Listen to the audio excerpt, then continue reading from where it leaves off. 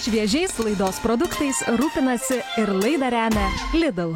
Sveiki visi, esu Justinas Kapkovičius, virtuvės šefas ir šiandien laidoje Šviežias idėjas su Lidl mes pasigaminsime pikantiškas rikotos purgas. Į indą dedame rikotos sūrį, įmušame kiaušinį, pilame tarkuotą kietąjį sūrį, beriame miltus. Susismulkiname skiltelę česnako bei kelis lapelius mėtos.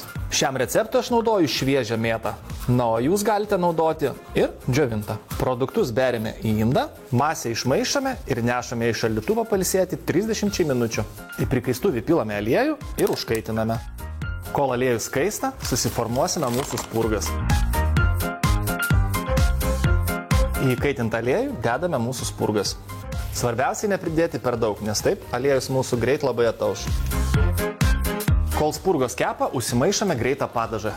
Čia mums reikės garstyčių, obuolių acto ir alyvuogių aliejaus. Viską gerai pramaišame. Mūsų spurgos jau iškepė, belieka keli lapeliai mėtos ant viršaus ir galime ragauti mūsų patiekalą.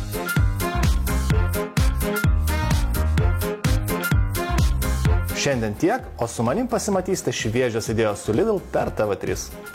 Šviežiais laidos produktais rūpinasi ir laidą remia Lidl.